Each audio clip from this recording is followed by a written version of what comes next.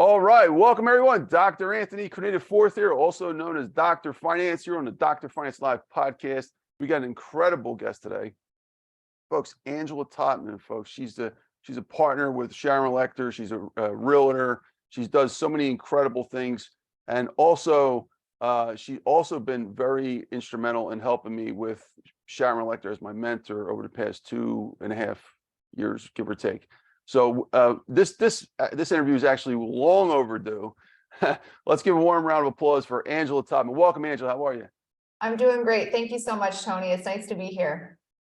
Thank you, Angela. Honored to have you here. So, folks, way we're going to get started, we're going to learn a little bit about Angela. Angela will do a quick 30-second snapshot, and then we'll get into your story as well. Sure. So if you want to just tell us about yourself, like quick bio, 30 seconds or so.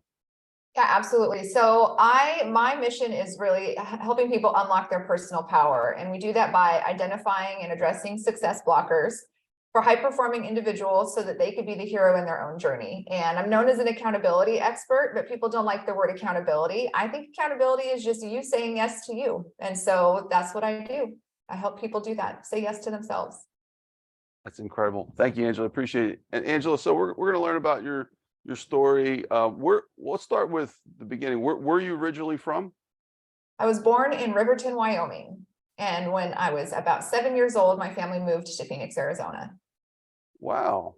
Okay. I didn't know that. So what was it like for the first 7 years growing up in Wyoming? It was great. I mean, I have a lot of family from Wyoming. Both my parents were from there. My grandparents were there. So as a young kid, it was really nice having family around all the time. As I got older, we would go back to visit during the summers, and it didn't seem quite as cool, you know, once you moved to the big city and then you go back to the little city, it kind of seemed a little bit boring as a adolescent and a teenager, but it was really great. My kids have their grandparents here locally, and it's a really big blessing. And so it's just something I remember as it always being special, being able to be around my grandparents. Do you still go back and visit Wyoming?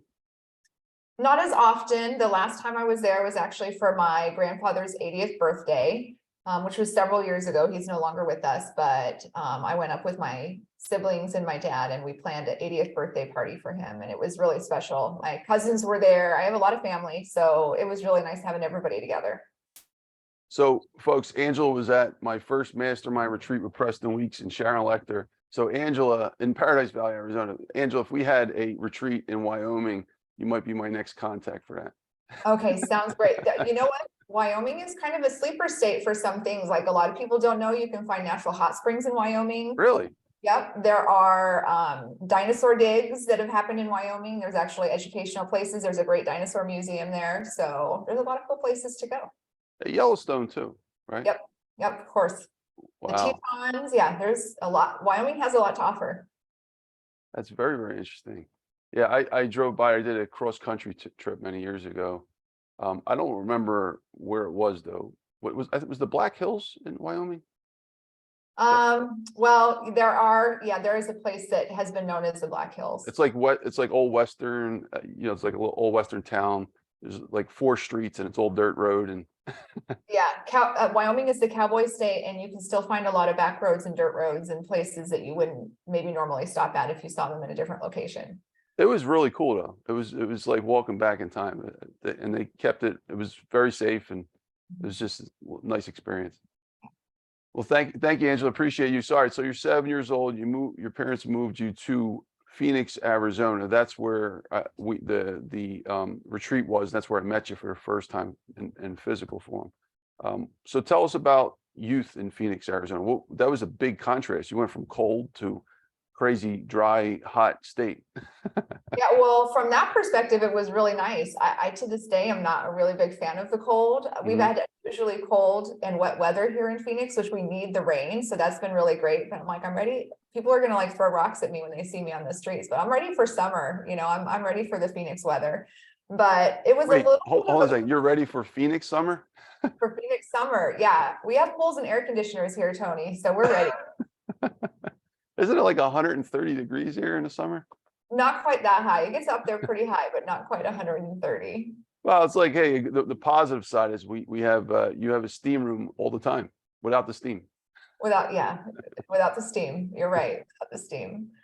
I love the sunshine. I just love it. So prefer it over the cold. Yeah, I'm with you on that. I learned. It took me later on in life to learn about to appreciate the four seasons better. Because I do like my area, but for a long time it was like couldn't wait to get out of here. The cold in Philadelphia in the winter is just really unbearable. But Well, Wyoming, there's a lot of really cool places you could go nearby here too. So Phoenix has a lot to offer in terms of what's here. It's a great destination city, but I could drive for 5 or 6 hours and be at the ocean. I could drive for a few hours and be in Vegas. I could drive for a couple hours and be in the mountains. So there's a lot you could do right here, but there's also a lot of really close places to go if you need to get out of the heat.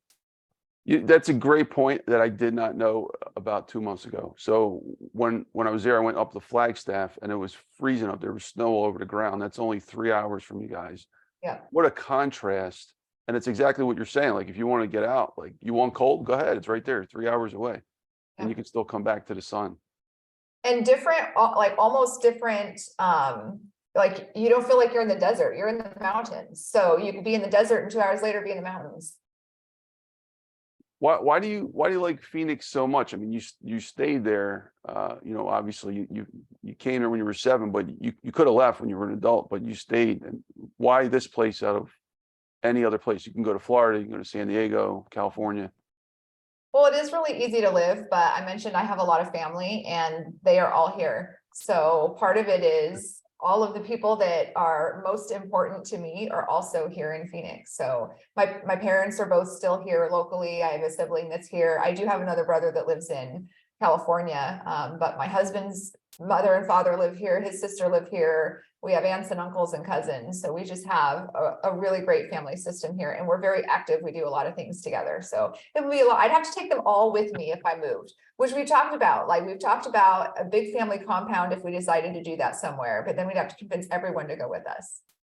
Yeah, that's a lot of work. Yeah. I tried that. I moved out to Vegas one time and tried to get everybody to move out there. I couldn't get one person, so I mean a whole family. Yeah, and when you want to hang out with your family, it's a blessing to have them there. I know a lot of people, don't necessarily have the benefit of have their family very close to them. And we actually, I talked to a lot of people that sometimes their family is the people in their lives that they struggle with those relationships the most. And we're very blessed in that we certainly have our challenges, but we typically want to be around our family. That's beautiful. So you're basically you were uprooted from Wyoming, but you were rerouted and planted in Arizona. Now you got the whole structure there. Yep, absolutely. That's cool. So at 7 years old, you moved to Phoenix. What was it like growing up in Phoenix, in the early years, like 7 to teenagers? Yeah, I mean, it was a little bit of a culture shock to move here. The kids were different. They just seemed more aware of what was happening in the world. And so there was some things that, I really had to get used to. I was kind of an anxious kid. When I was a kid, I liked to know what was going on all the time. I guess my control freak in me has been around for a really long time.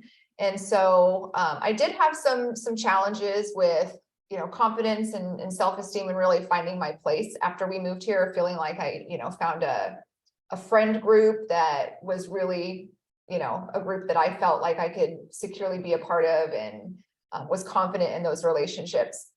Because I was an anxious kid, I think forced me to kind of develop a sense of self pretty early on and rely on the things that were my strengths. And I had to develop my own confidence in those things. So just like any kid and adolescent, definitely there were some normal challenges that came along with it, but being relocated and learning a new location, new culture, that came with some challenges also.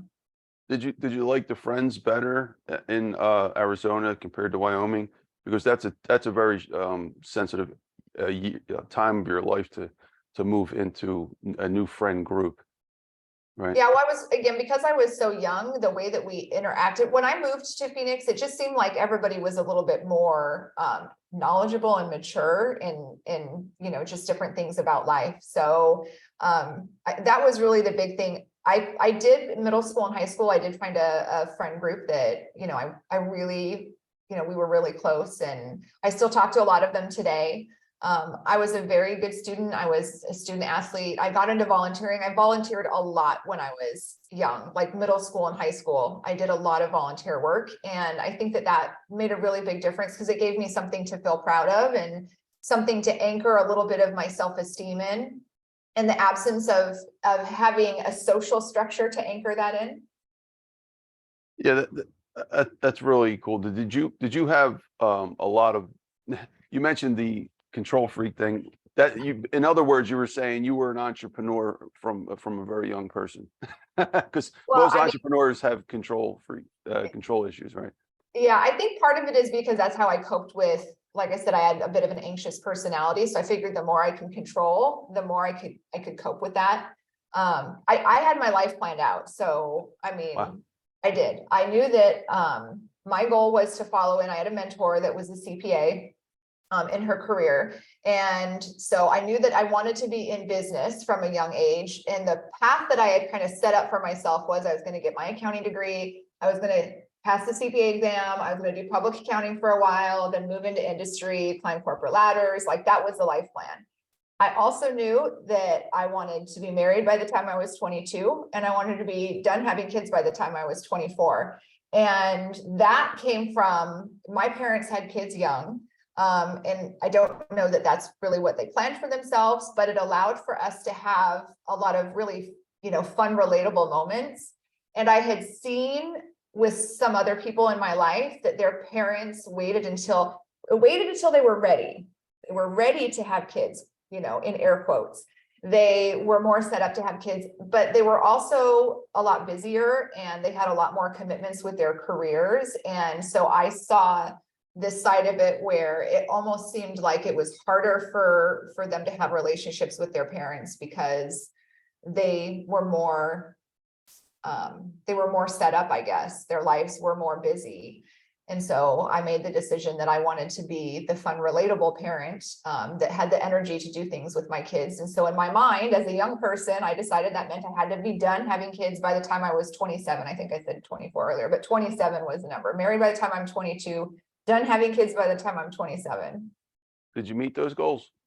I did actually. I got married when I was 21, a couple months before I turned 22, and my youngest son was born 10 days before I turned 27. Wow. But that was, that That just is amazing. kind of happened. I don't know that I really controlled any of that. It just kind of happened that way. I married my high school sweetheart. So, we were together for a long time and we were ready to get married. Maybe that was your subconscious working. Maybe not consciously, but subconsciously you already had that goal and it's like, nah, now's the time. I didn't get everything right though. So I did get my accounting degree. I did sit for the CPA exam, but I didn't pass it. I had actually at that point already decided that I didn't really want to be a CPA. This was my final year in college. I had done a couple of corporate internships and I decided that I had too much personality to sit in a cubicle for the rest of my life all by myself and just have my face in front of a computer. So I was kind of rethinking my career plan at that point. And so I did sit for the CPA exam because people expected me to do that. And I felt like I had to because people expected me to do it, but I didn't pass it because I really wasn't into it. But that's okay, right? There's a learning lesson here, right? That's okay. Like you can have a plan and life's going to go on and you might change your mind and you might want to do something else. And that's okay, right? Like some people, they stick to that plan, even though in their gut feeling is they don't want to do it anymore, they don't have any more passion, but they're just sticking to it to fulfill some goal that is outdated now because their life has changed. So what's your thoughts on that? I 100% agree with you. And those were some of the hardest conversations that I had is I had to go and tell the people that were mentors in my life and that I had been telling people, for years since I was a kid, like this is what I was going to do. I was going to be a CPA. I was going to work in public accounting. I was going to move into industry. This was my life plan for the longest time. And so then I had to go and tell all these people who I trained to expect that out of me, that was no longer what I was going to do. And that was scary. It was hard. So it was a lesson, like you said, very early on for me in not only saying yes to myself. We talked about that, standing up for, really what I felt like I was meant to do, but also having conversations with people and ensuring the relationships with the people that were important to me were really relationships that were nurturing what was in my best interest as well. Maybe you should have took my strategy. No one ever had any expectations for me. I over delivered later and under delivered at the moment. So, you know, Well, but it's funny. I think people think of the word expectation as like, it's a very long 4-letter word. People get scared by the word expectation, but, yeah. you know, I've never met anybody that ever said, I wish I had lower expectations of myself, or I wish I had lower standards of themselves. You know, when they're later in life and reflecting on life, I've had the opportunity to talk to a lot of really amazing people in my career. And nobody's ever said, I wish I had lower standards for myself. Really, it's about whose expectations are they? Absolutely. So let's we'll step back to high school, right before college. So you wind up, did you have a lot of jobs in college as an entrepreneur? Were you doing a lot, like, you know, Girl Scouts or whatever? You I know, actually started working when I was 9. I started babysitting. So my parents did not have a lot of money. In fact, after my parents got divorced, my 2 siblings and I lived in a 2-bedroom apartment with my dad. So there were 4 of us in a 2-bedroom apartment. And so very early on, if there was extras that I wanted to do, or if I wanted to feel more in control of what I was able to provide and have, I learned to do that for myself. We always had food. We had a roof over our head. We had what we needed. You know, we got to take those summer trips back to Wyoming to see our grandparents and our family, but there wasn't a whole lot of extra. So I started working when I was 9 as a babysitter. And so I had some pretty regular clients, and I'm not really good at sitting still. So I developed a really great reputation for going above and beyond, because after the kids would go to bed, I would clean, or when the kids were awake, I would have them clean. So not only did I keep the kids alive and do everything I was supposed to, but the parents would get home and the house would be clean, the kids' rooms would be clean, the playroom would be clean. So, you know, that really was the first time I experienced the ability to feel more in control financially than the situation I existed in, you know, than what I was born into. What year, if you don't have to answer this, but what year did your parents get divorced? I was in middle school. I was in 7th grade. 7th grade. Okay. So and then you wind up living with your siblings in an apartment. So you went from a home to an apartment. You kind of downsized at that point.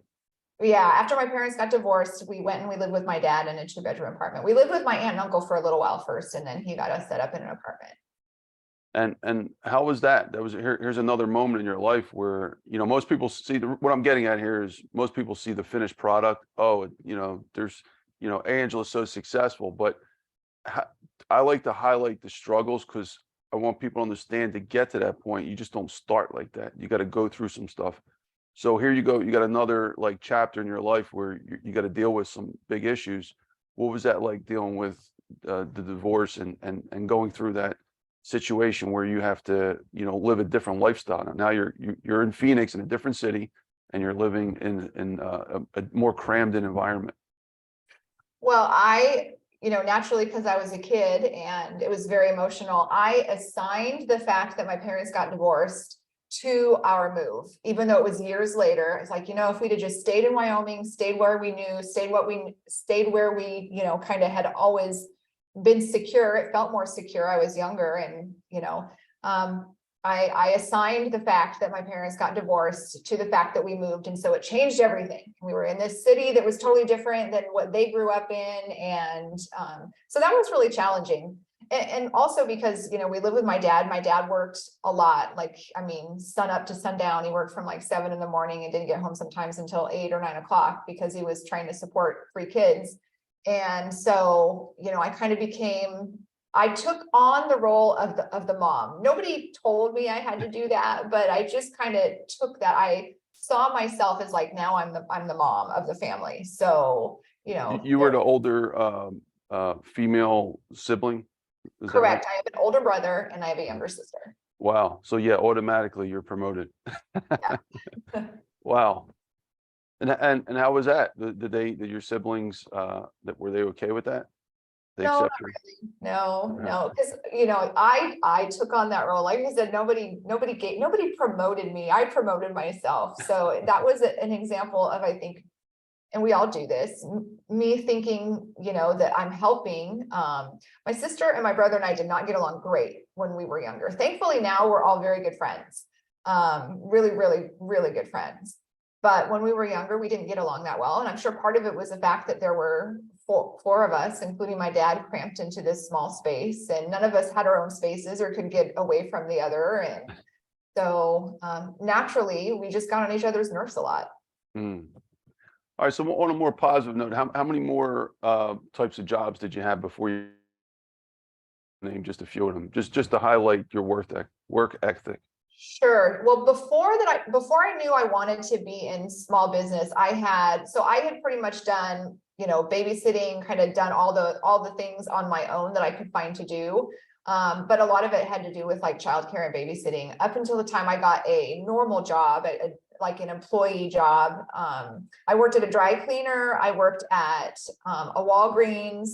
I worked at a mortgage company. I worked as a pharmacy technician. I put myself through college actually that way as a certified pharmacy technician. And then in college, I got an internship through ASU, one of their intern liaisons at the W.P. Carey School of Business.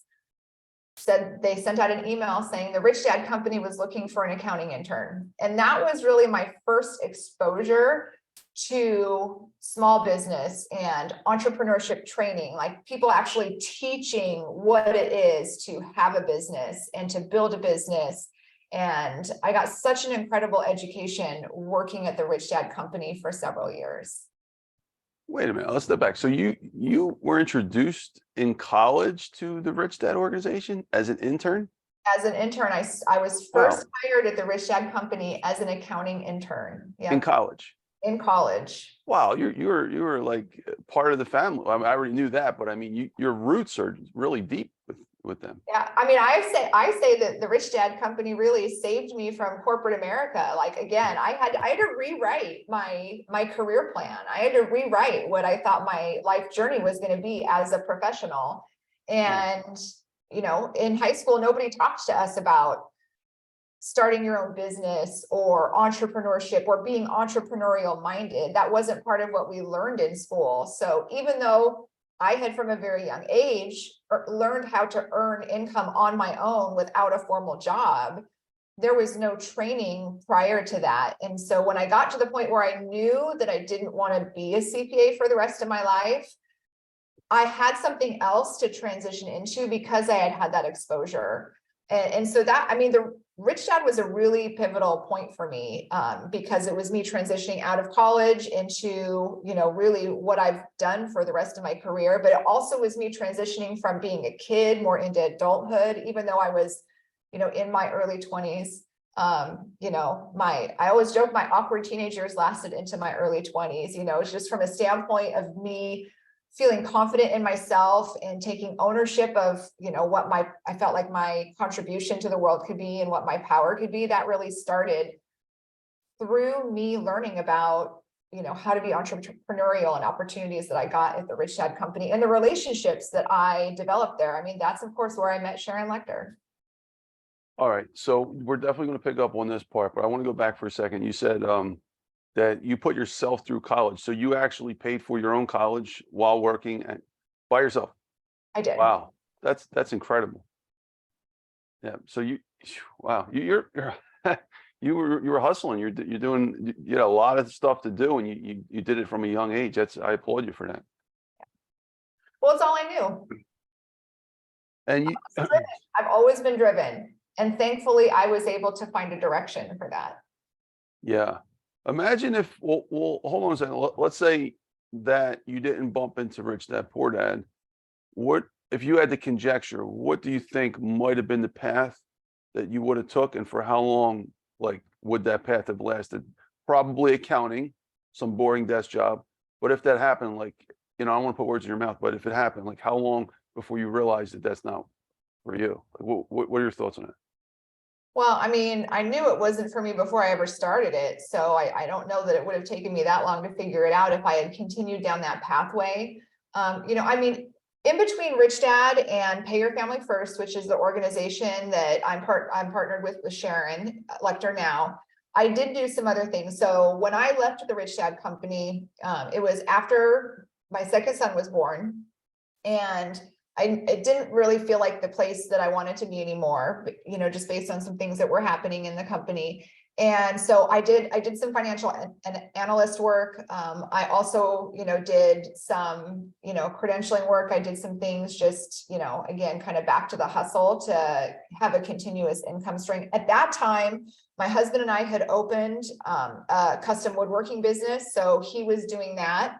And this was we started that business actually out of our garage. So he had been doing it, but really when he opened his shop, it was right before the 2007, 2008 crash. So, you know, we had taken some money that we had made selling our home, and we had put that into building that business. And so I was kind of the continuity in regular income while we were building that. And then, you know, I still knew that's not what I wanted to do. But at that time, then Sharon had transitioned out of Rich Dad, and we were sitting around her dining room table. You know, she left the company and sold her interest there and was starting new things. And again, sitting all around the dining room table in her home and talking about pay your family first, and her continued mission to provide financial education tools and programs so that, you know, people can take control of their financial lives. And as a mom, so now I'm sitting at the table, not as somebody trying to figure out their career path, but as a mom, I'd had all this training through, you know, I'd done the teacher training at Rich Dad, I'd done the speaker training at Rich Dad, I had taught adjunct faculty through our community college system here, the Rich Dad programs. So it was just a no-brainer for me to say, okay, you know, where do I play in this? I'm ready, let's do it. And so I came on as a partner at that time. Okay, that's incredible. So let's step back though. So how long did you work for Rich Dad Poor Dad organization, and 6 what years. was your official roles at that point?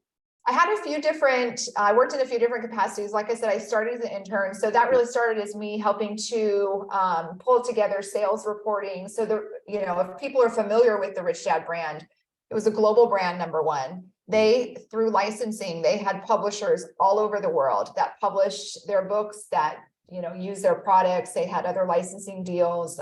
You know, you've heard Sharon talk about it, Tony, infomercials and coaching and whatnot.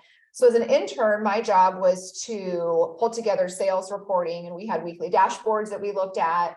Then that transitioned and kind of developed. I became responsibility for inventory management there. So I had a few different accounting related functions.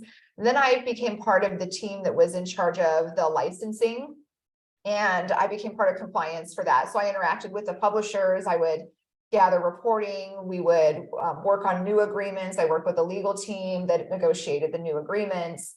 So again, a tremendous education in all of the things that you would hear, you know, taught about, you would hear Sharon teach about now related to how to scale a business. And so it was a really, really great opportunity for me just to continue to learn.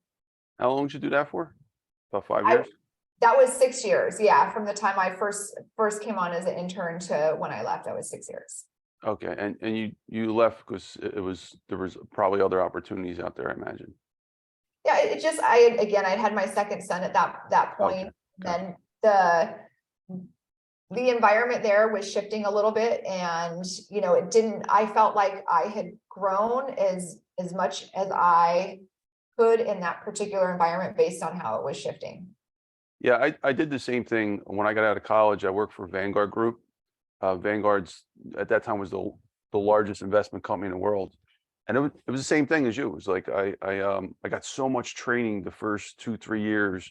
You know, I got to do cool things I never would have done. $500 million moved in IRAs before I was 24. They only paid me 25 grand, and also the learning curve went like real steep to, then it just dropped and just kept dropping. And there was a point kind of like where you must have reached where you're just like, okay, I need more challenge. I need something else. Right? Yeah, I really felt like I was meant to do more than what I was doing there. Yeah, that's it. And so it required me to shift the environment, but also to shift what I was doing from a professional perspective and the people that I was around. And at that point, you know, that was around the same time that, you know, Sharon had left the company. And so there was just a lot of things that were changing organizationally there. And it just didn't feel like where I was meant to be anymore. No, I know you mentioned that the story with helping build your husband's business, the wood shop.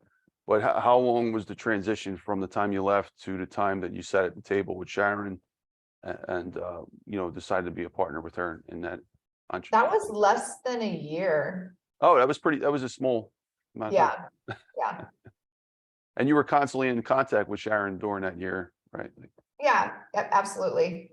And I was, very good friends with her son, who, was also part of that business. And so, it was a really great opportunity for me to, like I said, come into something where as a person, I felt passionate about it, financial education. And I had been doing that. I mean, I was a financial educator. I was teaching financial education for years. I had been doing that already. But also then as a mom, to feel like I was going to be going every day to work, doing something that was going to move the dial and create opportunities for my own kids. Okay, we're going to talk more when I get to the question section. I got a whole section for the pay your family first, so we'll jump more on the details of that in a little bit. So what was it like from that point on?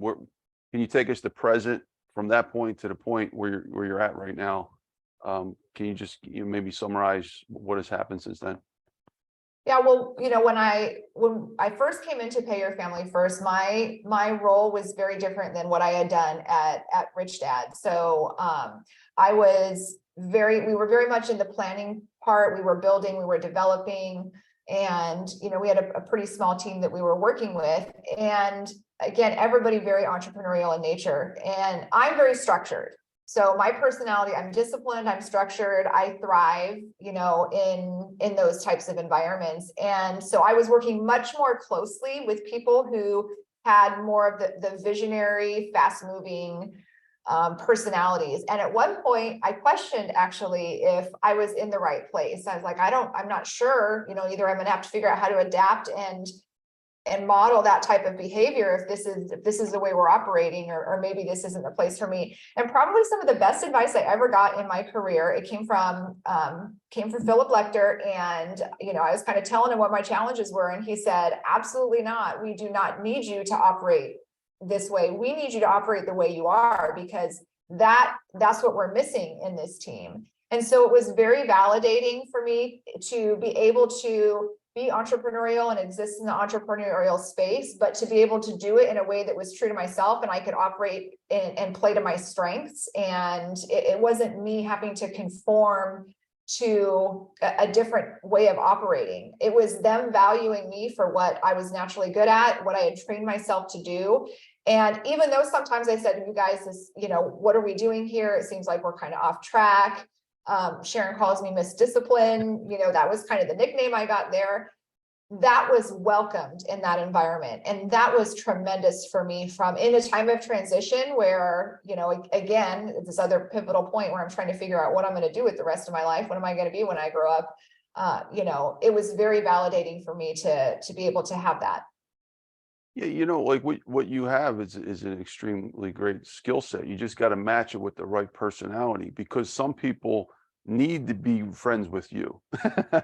They need a person like that to keep their life organized. The creative types, especially, because the creative types are always living in cloud nine. But the disciplined, structured folks need those folks to complement, like a yin and yang, so they can have that extra element added to the pie, and everyone gets stronger. It's synergy. 1 + 1 really can be 3 if applied correctly.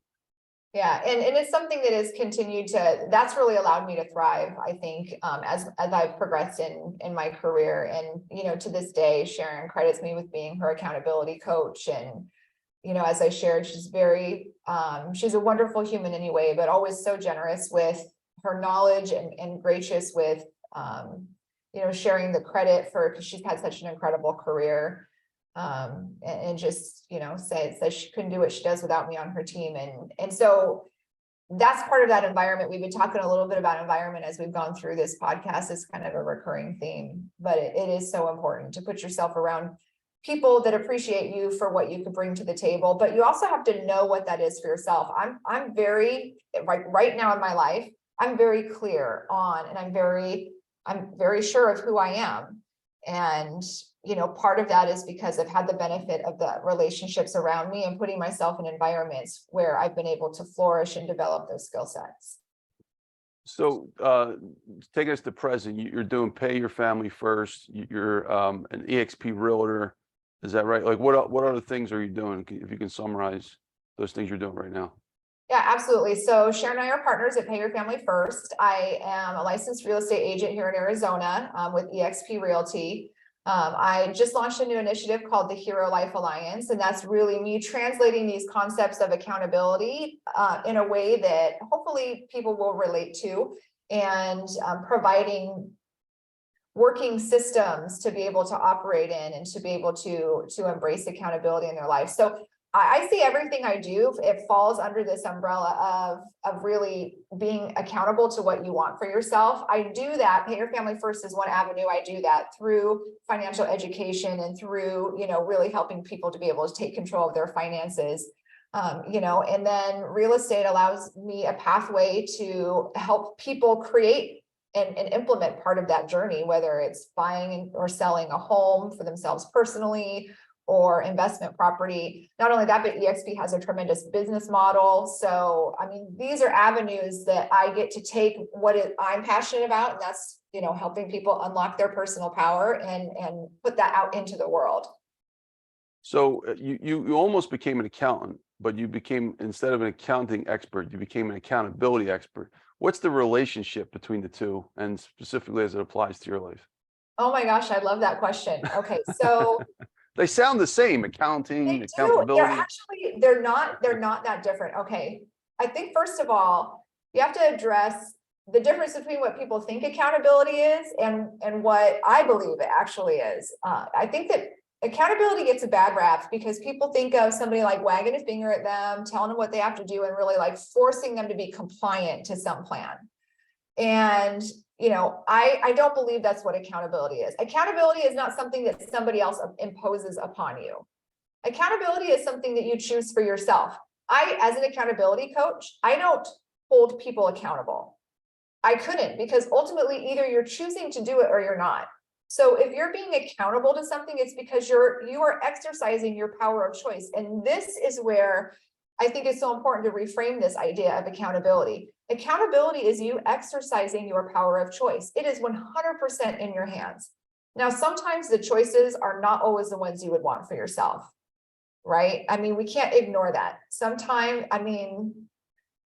In 2021, my dad was diagnosed with brain cancer, and now he's facing losing his vision because of the effect that radiation had on his brain. And so his choices are that he can do the treatments to help stop it, which aren't great, or he could lose his vision. And those are two really, really, quite frankly, sucky choices. But we sit down together and we talk about what are the choices, and he decides, and it's still in his hands to decide. And so whatever that pathway is, it's the pathway he chose. And that's the way accountability works. And the reason why I think that it is so important and so powerful is if you know what you want out of your life and you're willing to be accountable to it, you pick your path, you design your plan, you figure out what works and what doesn't, and ultimately you say yes to the things that work and you say no to the things that don't. But it's always you saying yes to you first, you being your own hero. It's not somebody else coming in and telling you how to do it, or, sure, you will get guides. I have mentors, you have mentors, but accountability is ultimately you and me and anybody else who chooses to walk that pathway, exercising their own power of choice. That is a beautiful, beautiful response. Actually, I'm going to make a note of that. This could be a really good topic on Clubhouse. I just want to put that down. I'm sorry. Because I think this could be a really good topic. How would you fare in the military if you were in there?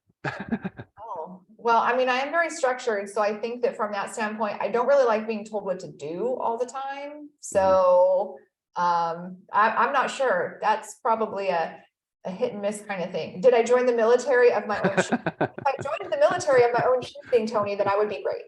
Okay. All right. What do you like to do for fun? I'm very active. I'm a fitness enthusiast, so I like to be active. I love hiking. I work out almost every day. I like listening to music. I love to read. I mentioned I'm a lifelong learner. I don't really read a lot of fiction. I read a lot of like personal development and those types of books. I'm very fascinated by neuroscience, so when I first this is part of the reason why accountability is such a passion for me, because I believe that there's a science behind it as well. You asked, how does accountability and accounting, how are they related? Well, I believe that there is kind of a formula to accountability, just like accounting has formulas. So if you can synthesize it down and simplify it, and then it just comes down to figuring out how to implement it. Maybe accountability and accounting, the formula is the difference between measuring money versus measuring time. So accounting, you're always tracking money, you're always managing money, right? But accountability, you're measuring your time, your specific time, how you choose, as you said in your words, how you choose to use your time.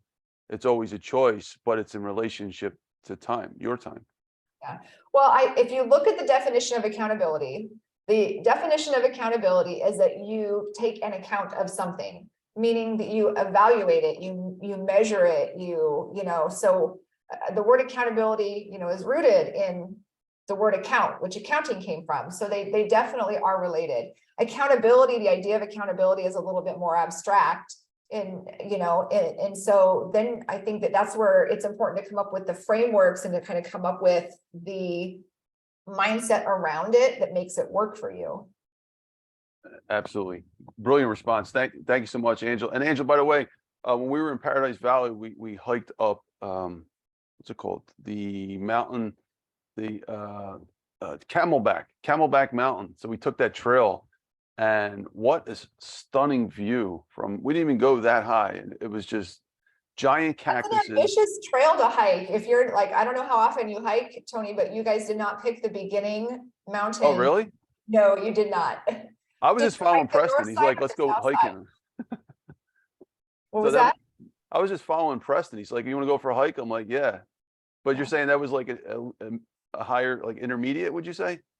Well, so a lot of the hiking trails that are in the city, there are various different pathways that you can go up. So there are more difficult trails on Camelback to hike for sure. So. Wow. It was cool though. It made me want to try some more. I'm sure. So they're all over the city. You got trails like that. Yeah, I have. In the neighborhood I live at, there's a preserve very close to it, and they've got everything from kind of more flat trails that just allows you to walk around the preserve to you can kind of go up and down the little mini mountains. And Squaw Peak is one of the more popular places to hike here, and so there's several different trails on Squaw Peak, so you don't have to go too far for it. Would you say that most people in Phoenix, this is my observation, they seem kind of like yourself, they're really into health, they're really into nature, exercise. They all have like, how do I say this? They all look very fit. So would you say that that's a common theme? Well, I think like anywhere you have people who take advantage of what the opportunities that are around them. And it's really easy to be active in Phoenix. Now, once it gets hot, obviously not everybody tolerates the heat the same way. But that's when you go swimming in the pool. Or you move to Philly for the summer. What's that? You move to Philadelphia for the summer.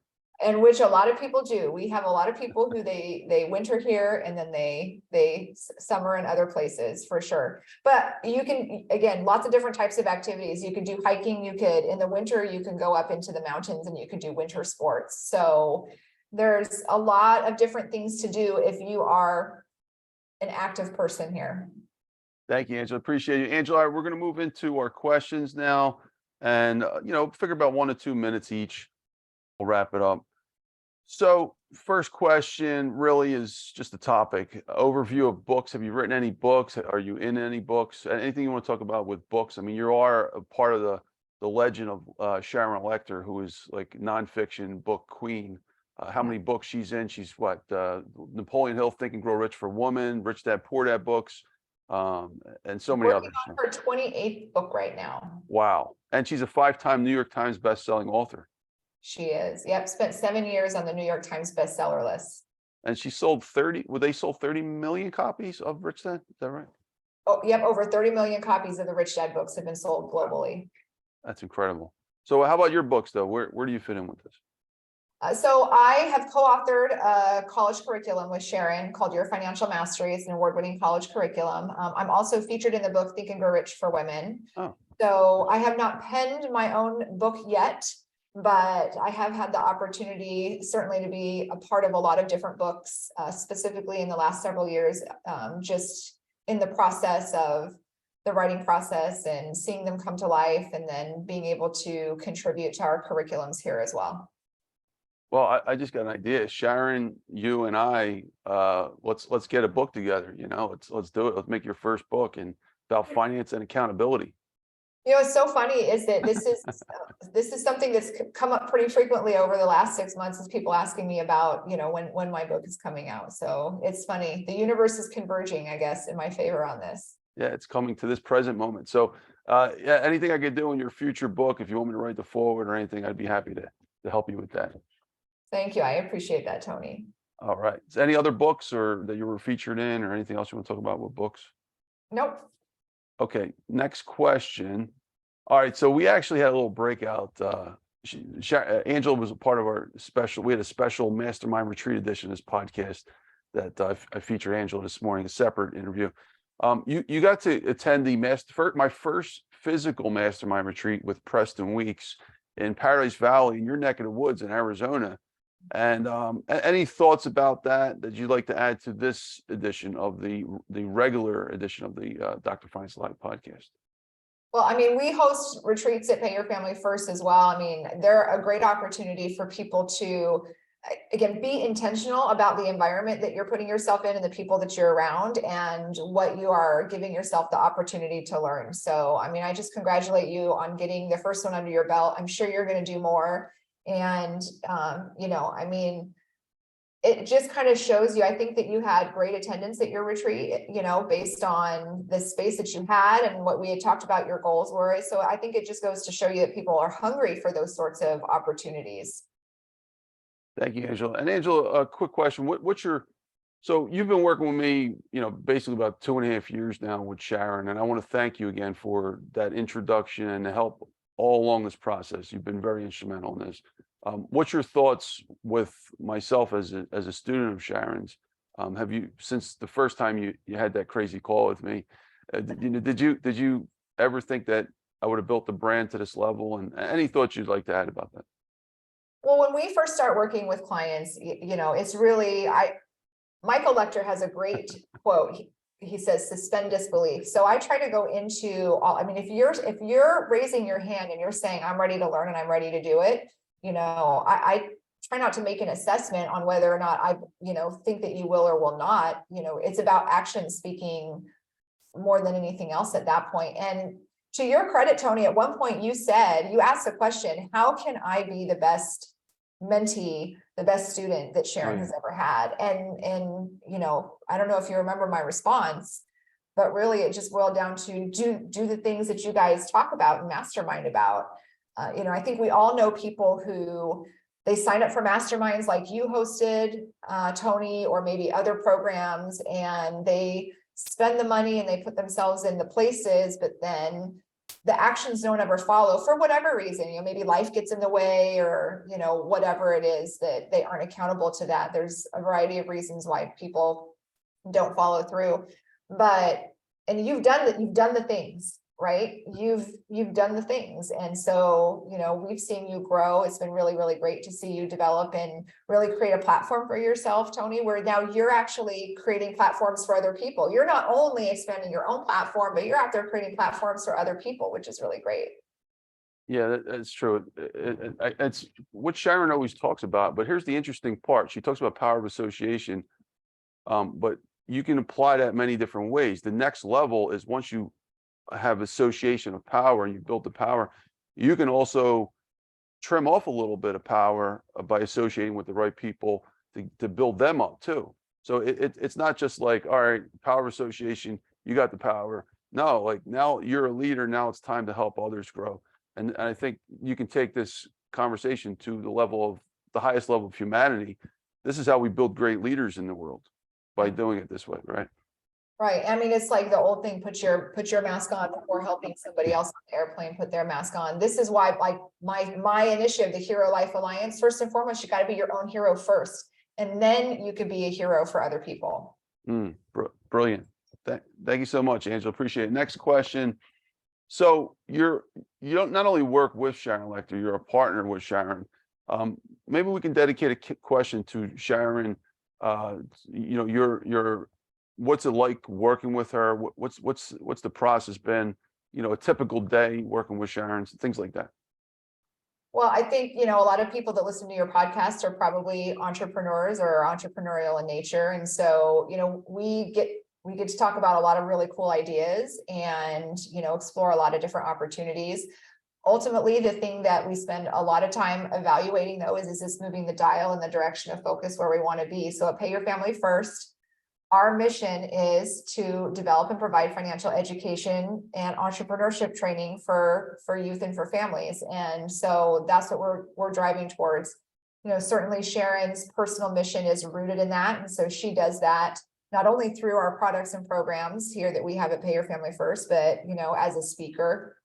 And so, I have such an affection and a love for her as well. So that makes, coming to work every day super duper easy. And you talked about earlier, you've been a part of the family for a while. I mean, I really do feel like a part of the family. You're like her daughter. Yeah. I didn't even know you went back to like high school. That's incredible. Well, early college, I guess. College, right? Yeah. So, all right. So speaking of Pay Your Family First, I want to get to know a little bit more about this. So I never really quite understood this myself. And that's why I also want to do this interview, besides its time. And I apologize for taking this long interview. But I want to learn more about what Pay Your Family First is. What is your role within Pay Your Family First? If you could talk a little bit more about that. Right. Absolutely. Thank you, Tony. So, I mentioned really what our mission is. We have tools and programs. We've created written curriculums. We have games, experiential tools that really allow us to provide the messages around financial education and entrepreneurship to kids and to families. So for example, our Thrive Time for Teens game, it's a board game that teaches financial education in a fun and non-threatening way. I've taken this game all over the state of Arizona. We had a scholarship program that we did here and I ran that.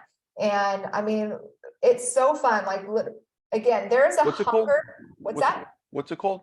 It's called Thrive Time for Teens is the name of the game. Yep. Thrive Time for Teens. That's a board game that you did with Sharon? It's a board game that Sharon created and that we launched here at Pay Your Family First. Wow. Absolutely. And, so it puts you in an environment where you get to learn with others. The game sheet for Thrive Time for Teens is your personal financial statement. So what happens is that you play the game and then you're really learning in the process how to document your financial decisions on your own personal financial statements. But also we're introducing ideas like investing in stocks, investing in real estate, starting businesses. We're teaching the difference between passive income and active income through the game, through like it's situational things. So nobody's standing up in front of the room lecturing about these things. It's experiential in nature through the gameplay. And then you mentioned earlier, Tony, the idea of accounting is the decisions you make with your money, and accountability is what you do with your time. Well, in the Thrive Time for Teens game, we actually we give lessons about how you spend your time is just as important as how you spend your money. And that is that lesson between active income and passive income. What kind of social situations are you putting yourself in? And we also introduce ideas related to presentation skills. So we have an acronym that I created called BFAB.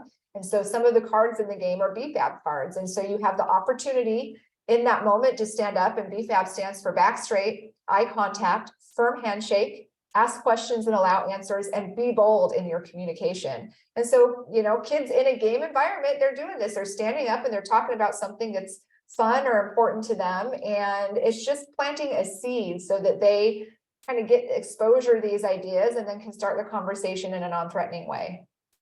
That's brilliant. When did that game come out? Because I'm gonna get a couple copies of that. It's been out for years. It was one of the first products that we launched. Wow. Yeah. That's incredible. You can go to SharonLechter.com and you can find the game there. So Pay Your Family First is really a conglomerate of all these different financial products and services. You got your retreat that's part of that too, right? Yep. So our retreats are hosted at Sharon and Michael's ranch. Those are facilitated through Pay Your Family First as well. And those are really about, supporting people in their entrepreneurial endeavor. These are mastermind retreats. So when people come to these retreats, we are focused on really them leaving, having a better understanding of the associations that will support them in getting to their next goal, identifying who those associations are, what types of associations, identifying better how they can leverage their intellectual property. Everybody that leaves our retreats leaves with a 90-day action plan, which we follow up with them. And so it's very focused, but this goes back to that environment. It's in an environment where we're literally out in the middle of the Tonto National Forest. The ranch is off grid. It's, self-sustaining. And so what happens is you remove some of those distractions. There is Wi-Fi there, so you can be connected if you want to, but you can easily not. And so we take an approach where we're doing group mastermind environments, we're doing laser focus rounds, we're doing one-on-one sessions with our panel of mentors, because you go with Sharon, Michael, myself, and we usually have another guest mentor who goes with us. But then we're taking excursions, and some of what we do, some of our sessions are out on the land. And so from a standpoint of what it allows your brain to do and how it allows your brain to process, you're not going to leave like totally overwhelmed and unsure of what to do with the information you just gained. You're leaving with a plan of how to take what you just learned and start implementing it right away. So how many times a year do you have this retreat? We do the retreats 2 to 3 times a year. 2 to 3 times a year. And how long is the retreat last for? They're 3 days. I'm sorry, 3 nights, 4 days typically. And wow. We've done these retreats all over, by the way. People sometimes say, why do you do them at the ranch? Do you ever do them anywhere else? We pretty much exclusively do them at the ranch now. And the reason we do that is because this is where we have received feedback from the entrepreneurs that come and attend these retreats, that this has been the best environment for it. We've done retreats in Orlando, Las Vegas, London. I mean, we've done them all over. Wow. And hands down, we get the best feedback about the environment and the ability to really focus on what you're doing and to process the information in the moment at the ranch. How long have you been doing the retreats for? Oh, several years. Wow. I think we did our first one in 15 or 16. Yeah. 2015 or 16. Typical attendee count, about how much? About 20 people maybe? Nope, they're actually, we have done them with groups that large, and it is doable. We have other people who bring groups that large. And for our retreats, for the retreats that we facilitate and that we do, we usually have 10 to 12 tops. That's kind of the magic number that we find gives us a great way for people to interact with each other, for people to be able to all have the moments that are conducive to them getting the benefit of everybody else's ideas, have their moment in the limelight, so to speak. So yeah, usually 10 to 12 is the magic number. That's really interesting. So that's incredible. So your Pay Your Family First, is that like Sharon's main thing that she does, like her main product that is part of this system, the Pay Your Family First? Well, that is the name of the company that she and I are partners in. Sharon has several companies. So like her speaking and her book projects and whatnot, those are through another company that I work with her in as well. So my role is not only here at Pay Your Family First, but I also, I coordinate her and I work with people who are interested in booking her for speaking. I work with her on the book projects that she's doing. So she has several different companies, and I'm part of a couple of them. I'm partners with her at Pay Your Family First, and then also manage some of the processes for her speaking company as well. And I can see now I can see clearly how that's a lot easier for you, because you're getting a lot of the projects in this company you're partnered with that are more involved, and you're already a partner with that. So the other stuff is just a matter of getting the right people and having phone calls with them and making sure that works. Yeah. And I mean, we work together at EXP, Michael is a part of EXP. Sharon is, a huge advocate for that organization as well. ULA is another organization that she and we're both a part of. So again, this is about, finding the people who they're in your corner. I talk all the time about, I've been Team Sharon for a lot of years, but Sharon is equally Team Angela. And so that creates a great relationship where we could do a lot of things together. That's beautiful. Thank you, Angela. I appreciate that. All right, Angela, next question. We're going to bounce back to accounting. Why is accounting important? Now, let me preface that question. So we talked about accounting versus accountability, and you almost went the accounting route. So accounting is it's been around for a very long time. I mean, way longer than money. It was record keeping that many of the ancient farmers utilized. I think if you go back to Babylon, they actually have some like you can see like statues or whatever it was with people's counting the number of animals on their farm. I mean, so this was kind of like it's record keeping, the birth of accounting today, which we're now counting money. But why is it so important for people to have accounting? Why is accounting important? Well, for entrepreneurs specifically, knowing your numbers is really important because, I mean, a lot of people have probably heard the term, you can't manage what you don't measure. And so as an entrepreneur, your accounting functions are the way that you manage and you measure the things that you're doing. But there's accounting in all areas of our lives, right? There's accounting in our businesses. There's an accounting of our relationships. There's an accounting in what we do for our health. Ultimately, the results, the way that we're living and how things are showing up in our lives, that is the accounting. So do we manage the process of it? Do we manage the things that we can control? Do we influence the things that we can in order to get the best result? And that's what accounting really is, and accountability. And an interesting side note that Sharon was actually from the accounting world. So maybe you had a lot of that in common as well. Yep, she spent 35 years as a CPA. So she certainly is well-versed in, her financial mind is certainly one of the things that I admire tremendously about her. She's a visionary with that accounting mind, which those are hard to find. A lot of people don't have that combination. No, yeah. No offense to accountants, but accountants usually have a bad rap for being a boring personality because like you said, sit in a cubicle. It's not I've taught doctoral level accounting one time. And I said, I can't do this anymore. It was all codes.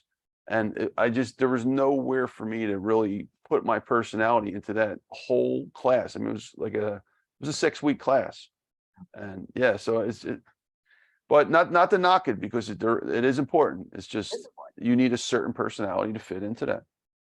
Yeah. So next question, why do you like real estate? We're going to move into investing now. Now that's another part of your life.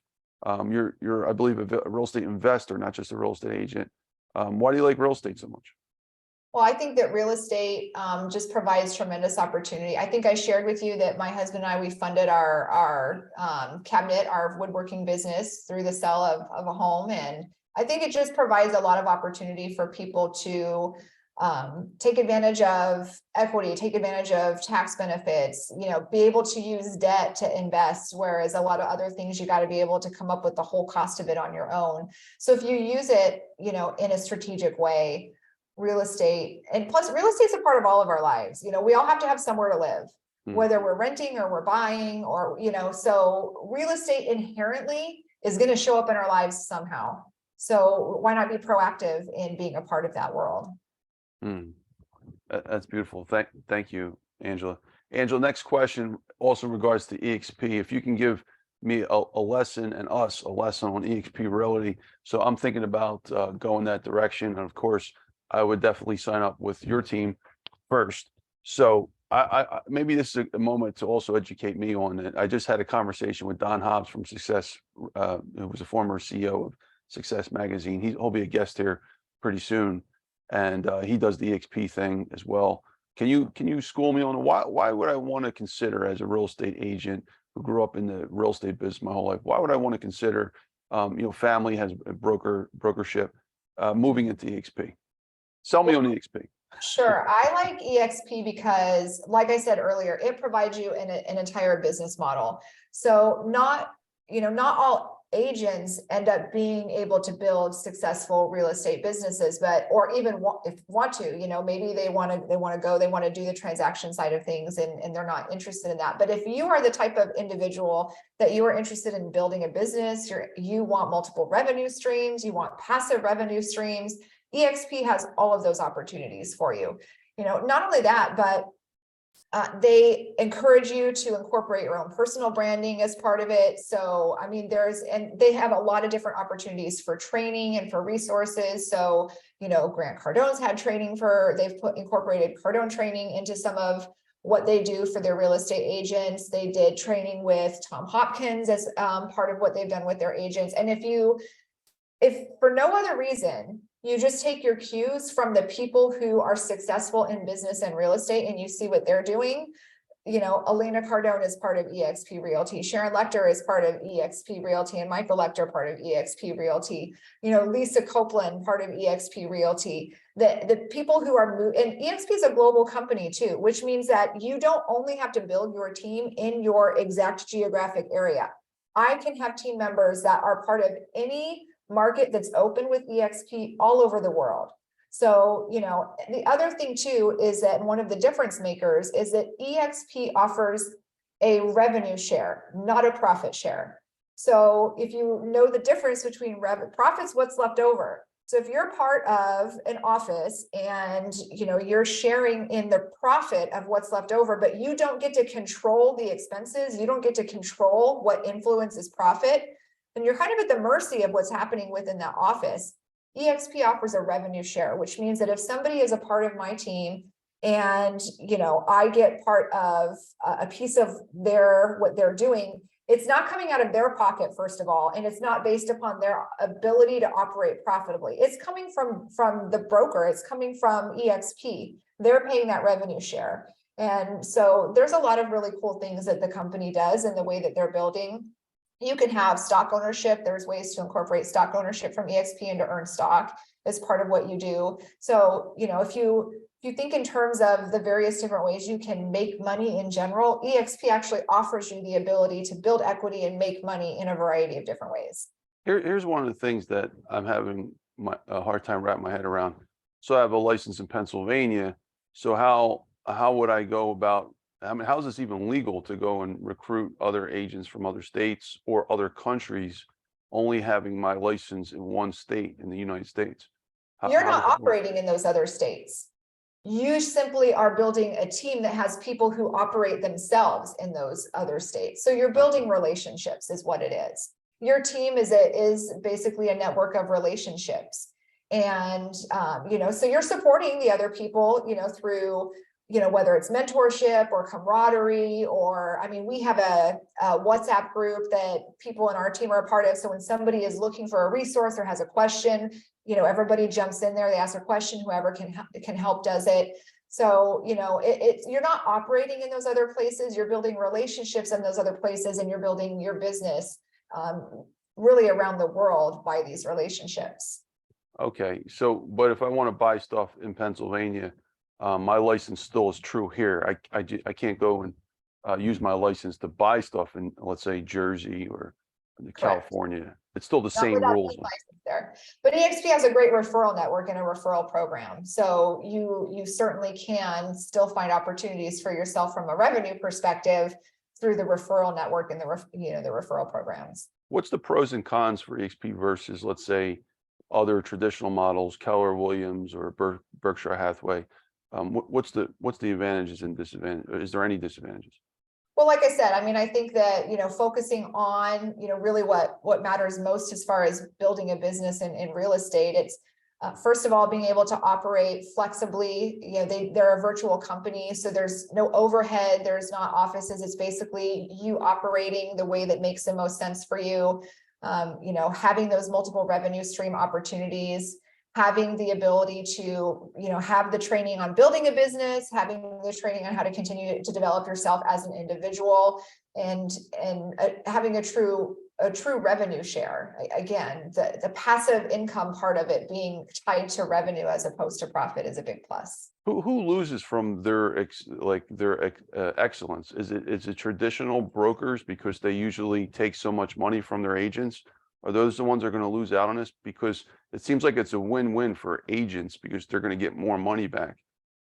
Brokers possibly can be a win-win if they position themselves right, but the traditional broker who gets paid, the bulk of whatever the agent's getting, and they do nothing. They really just are there to collect their license. Are those the people that would probably be left in the dark? Well, I mean, as far as operate, I have not met anybody within the EXP community or organization that has had an experience where they felt like someone was somebody lost in some scenario. So, you know, to me, I'm not seeing a downside of it. And just like everything, if you're being accountable to really your own goals and your, you know, really what you're setting out to do, and you're creating value for other people, I think that that's, I mean, they're very agent centric. EXP is a very agent centric organization. And so that's why there are multiple ways to build equity and to earn revenue in the company. You can be a mentor within EXP and get compensated for being a mentor. You know, they, again, they have great events where they bring in tremendous speakers. You know, the company is very agent centric, not only from a financial standpoint, but from a development standpoint as well. So I'm not sure that I mean, I have not met anybody or talked to anybody that's part of the organization that felt like there was a downside to it. If I bring in agents, I also can get paid from their sales as well. Like I don't have to sell anything. If I just brought in, let's say 10 agents, I can make money off the 10 agents that are under me. That's correct. And you're not taking it out of their pocket either. They're getting their commission as they normally would. That's coming from the EXP side of it, from the broker side. Oh, interesting. Okay. Yeah. How easy is the onboarding process too? Like, because if I was in it, I would want to make sure that anyone that I referred over to be an agent, that I have an easy answer for them. All right, listen, here's the onboarding team. Dial this number as soon as you get a chance, and they'll take care of you.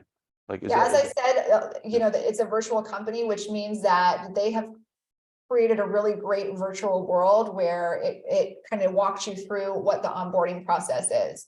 And again, because you have a sponsor, you have somebody that you're working with, like, you know, for example, Tony, if you were to say, hey, Angela, I'm ready, let's go. You know, you have somebody that you're working with right there that is walking you through the onboarding process. Okay. Well, we're definitely going to have a future conversation. I like where this is going. Thank you, Angela. All right. So why do some people rather be the superstar while others prefer to help the superstar's dream come true? I want to preface this question, okay? I don't know what it is, but I've bumped into, and since our last conversation, Angela, we talked about this. I've actually bumped into a few more people with that same personality, and they are helping like champions, and they like doing that. So I know you don't really like the limelight per se, but you're holding up your partner with a superstar, and you help her shine very well, and you're good at it. What's your thoughts on that question? Well, I think that there are, I think at number one, you have to kind of look at how you define superstar. So there are people who have that more celebrity presence, so to speak. So people like, you know, the Sharon Lechters. Here's the thing, Tony, is I don't think of myself as less of a superstar than anybody else. I just do it differently. You know, I just have different skill sets. I get to, and I'm one of those people I think that you described. I enjoy the process of being able to support other people in creating their legacy, their goal, whatever, whether it's to be a celebrity or anything else. And so the difference is that me living in my capabilities and me living in my natural gifts just looks different than it does for you or for someone like Sharon or anybody else. You know, that's it. Thank you, Angela. And you know, speaking of you know, influencers or celebrities, so to speak, right? Being in this world, interviewing a lot of these folks, what I've come to realize is Doria Cordova calls it the power behind the power. You know, there's so much more that goes on than what people see. When you see a celebrity and a celebrity, you're not just seeing them, like that's the face of it, but behind them, there's probably dozens, if not hundreds or thousands of other people that help to make that person who they are. People that could be way smarter, way better looking, way better of every category this person excels in. And they just happen to be at the forefront of that, the face of representing that movement. Right. So, and on top of that, on another conversation, I had this with David Meltzer. We talked about creating. So a lot of people who are celebrities that become great business people, they actually step out of the limelight at a certain point and start finding other superstars. And there's a lot of money to be made in finding the next diamond in the rough and making them the star, right? Like, because then you get to help, like kind of what you're doing, but for the next person, the next Sharon, and rising them up. And it's a profitable business. Any thoughts on that? No, I totally agree with you. I have known from a very young age that number one, I like working with people. I like being able to help develop whatever the potential is or whatever the end goal is for somebody. So if you have something that you want to do, whether it's a business or you have a part of your life that you want to make a little bit better, or you're looking to do something to improve yourself. I mean, I enjoy being a part of the process of other people succeed. And I've always known that that's what I wanted to do. And, you know, aside from that, I shared that small window where I was like, you know, oh, maybe I thought the entrepreneurial world is where I wanted to be, but because I don't operate the way most entrepreneurs do, maybe I was wrong. You know, again, that was just a matter of me being able to figure out how to leverage what I love to do, what I'm naturally good at, and what is me living in my purpose in that environment. And so, you know, I was very blessed in that I met people and I was in environments that facilitated that. And I knew that that's what I wanted to do very early on. But, you know, I think that it's just a matter of understanding. And I think you're right in creating value for other people. Most people feel good when they can help other people create value. When you do something nice for somebody else, it just makes you feel good as well. You know, so I had clients who I helped them prepare for Shark Tank. I have another client that she helps other people manage their brands on Amazon. I have one client that I worked with that her goal was to get off of insulin. That was her goal. That was her, I mean, she had a longer term goal, but that was kind of like the first step is in her health journey. And so, you know, I think that for somebody who knows what they want to do and they know what their purpose is and the value that they can bring into the world, then it's just a matter of matching it up with the right people and the right circumstances that allow you to live that. And you're absolutely right. Once you figure out how to do that, you can help other people then become who they want to be in the world as well. And that's pretty exciting. I mean, it's pretty cool that, you know, I was part of the process of, you know, my friends who then became, or my clients who then became my friends, you know, they were offered a deal on Shark Tank. That was a really unique experience and it was exciting for me to do. I never was on the show. I wasn't part of that. I was so thrilled for them when I saw their episode air though. Wow. That's incredible. Thank you, Angela. I appreciate it. Brilliant response. Angela, you're doing great. All right. So we're now moving into the next segment. These are all template questions. These are questions I've asked to everyone on the show, from Lee Steinberg to you name it, all the Kevin Harrington from Shark Tank. Speaking of sharks, by the way, Jay Abraham was on here. You're following his episode. Jay is the mentor to Tony Robbins. He's the mentor to Damon John from Shark Tank. So this is a great sequence of how this episode's flowing. So next question, the template question I have is: can one book change the world? I believe so. Yep. If the person who reads it takes what they learn and implements it and takes action on it, absolutely. Brilliant. Thank you so much. And figure about, 30 seconds to a minute for each of these questions. What role has networking played in your life? Well, a lot of where I am today is a factor of my network. I mean, it's played a tremendous role. Now, I don't go to like a million networking meetings a year. I'm very strategic, and I have been able to build great relationships with people who then help me create other great relationships, right? My power of association bridges other powers of association. And so it's been a tremendous part of my growth and my development. So this is kind of what I did. I think you would appreciate this question. When I first met you, and Sharon, I guess of my personality type, I always want to do stuff on my own. And I thought, being a professor for 10 years, writing these books by myself, my 3 books, folks, I thought that I did this on my own. I could have took it to the next level on my own. But I didn't get the lesson that Sharon shared from the first meeting, which is power of association. Do you think the next Michael Jackson, who's standing on the corner right now, can ever become a superstar without the help of someone else? I think that doing things on your own is a very long journey. Can people be successful? I think you can reach a certain level of success on your own. I think that some people are super duper driven, and I think that power of driven can go a long way. I don't think people can go as far on their own, because then you're learning everything on your own, you're executing everything on your own, you're trying to figure out how to make adjustments on your own. When I talk about accountability, there's three major factors in accountability. Number one is your level of motivation. And so, that's a conversation all by itself. Number two, though, it is the system you use to support yourself, your tools, your network, and your support system can be your mentors in your life. It could be the way your family supports you. It could be the apps on your phone that allow you to simplify processes. So if you're doing everything based only on your own effort, your own knowledge, and your own capacity to learn and to make adjustments in a timely manner, sometimes that's a very limiting place to be. We can all learn, tons. So the learning isn't the part of it. It's the execution and the adjustments. And why would you not want to benefit from the lessons, the hard lessons that other people learned, instead of having to learn them on your own? Yeah, I'm right with you. I agree 100%. And I really liked your first response too, which was about maybe you can do it, but how long would that take, right? We're all confined, talk about accountability. We're all confined to a lifespan of whatever that may be, 40 to 100 years or whatever. Can you do it in that time frame? That's the question. You want to get here, you only have this amount of time. So why not take advantage of the opportunities that can accelerate that? Thank you. You're doing brilliant, Angela. What is mentoring important, and who were some of your mentors? It's an easy question for you. Yeah, I mean, mentoring is tremendously important. I've had the ability to have a lot of different mentors in different capacities. And so, certainly we've talked about Sharon quite a bit actually on this podcast.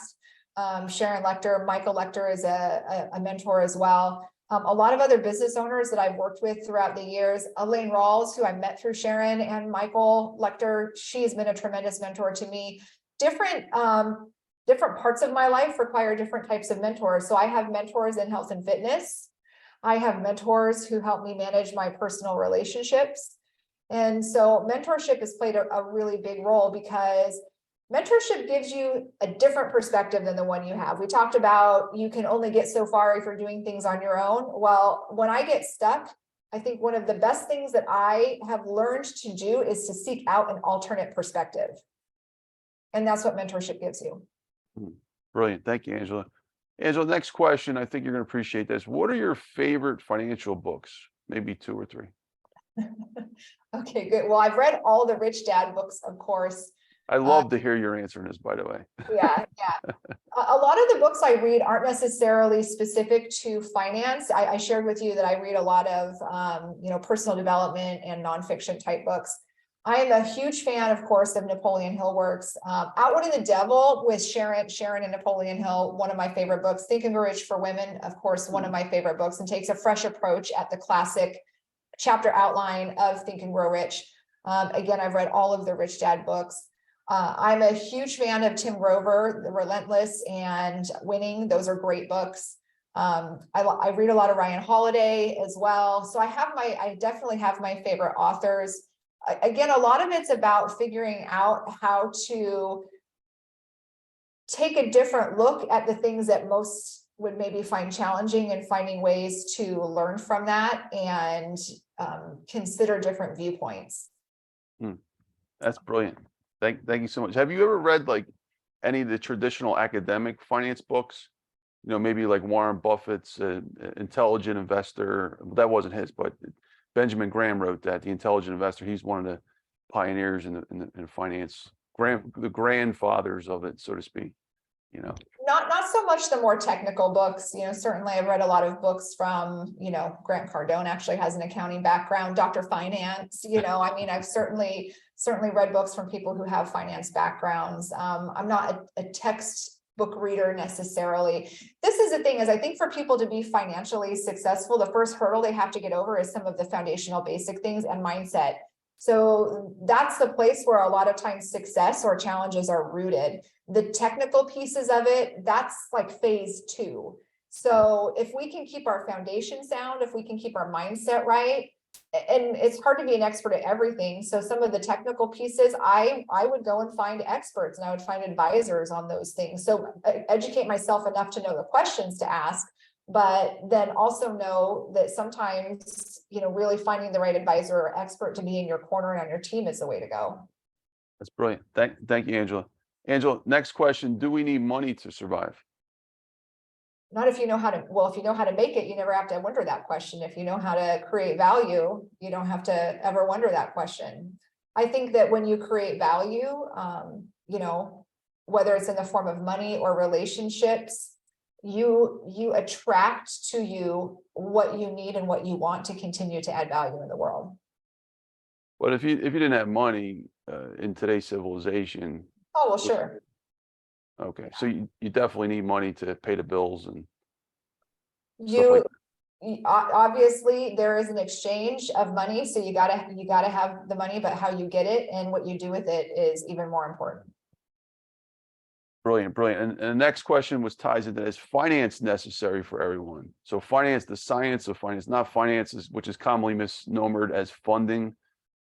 Finance, the actual science, learning about managing money, wealth, all that stuff. Absolutely. If we're sitting here saying that money is necessary for survival and knowing what to do with it, those are two things that go hand in hand. Brilliant. Thank you, Angela. All right, just a few more questions left. We're almost done. How important is having a purpose in business? This is your question for you. And what is your purpose? Great question. So I think it's important to be passionate about, not everybody knows what their purpose is initially. So a purpose is important, whether you initially are working for or working towards in support of somebody else's purpose, or what yours is. Having something to work towards is important. It's a target. It's giving you a target. How do you know whether you're on the right path if you don't know where you're going? So, and that's what a purpose is. So in my work, I not only live my purpose, but I help others to live their purpose as well. Again, my purpose is to unlock personal power for people so that they can live their purpose. That's brilliant. You finished that in one sentence. Can you say it again? Say my purpose is, and finish the sentence one more time. My purpose is to unlock personal power so that other people can then go live their purpose. I love it. I like that, man. That's unique. Thank you, Angela. All right. Two more questions. What would you like to accomplish in the next 10 years or so, and why? Oh, great question. A lot will happen for me in the next 10 years. I mean, my oldest son is 18 right now. My youngest will be an adult and out of the house by then. I want to continue to teach and to support other people in creating their purpose. I'd love to, travel the world more. I see myself adventuring with my husband more in the next 10 years, and really being able to focus on having and building adventures together. Yeah. Possibly a book as well. Possibly a book. Yeah. Can we state for sure it will definitely be a book? Can we manifest that? I'll commit to a book sometime in the next 10 years. Sure. Okay. You heard it here, folks. First, check it out. Angela's going to have a book in the next 10 years and put it on what do they call it when they preview before the book is done? Yep. Pre-sale. Thank you, Angela. All right, last question. What would you like to be your legacy to this world? I would like my legacy to this world to be that I facilitated, value through other people. I mean, really, I would love for that to be my legacy. I've already said, I knew from the time I was a kid that I wanted to be a part of other people creating success. That's always been a big deal to me. I love watching other people win. And if I can help somebody else win, if I can help you find a way to win, this goes back to be your own hero, right? If I can help other people be the hero in their life so that then they can be a hero for somebody else, whether it's in business, in finance, in health, and fitness, and family, whatever it is, then I will have created a tremendous legacy. That's incredible. Angela, again, I want to thank you for being here. I'm honored to have you here. And I apologize this took so long. You know what it's like I think I had this discussion with somebody the other day. It was when you live in a certain place, you take for granted certain things. You just don't go see them. Like the Liberty Bell here, it took me to my 20s to go visit it, right? Like we've been friends for so long. I should have asked you in the beginning. So, but I'm very honored that you're finally here. And I thank you for all you've done in support for a lot of the relationship with Sharon and I. So with that said, I'd like to leave the floor to you. If there's anything else you'd like to talk about, any thoughts, anything you want to promote or whatever, the floor is yours, Angela. Absolutely. Well, I would love to share with people, I do have a 4-step guide to being a hero in your own life. So if you go to herolifealliance.com, you can download that 4-step guide. And again, this is really about you saying yes to you. So I hope that you will say yes to you today.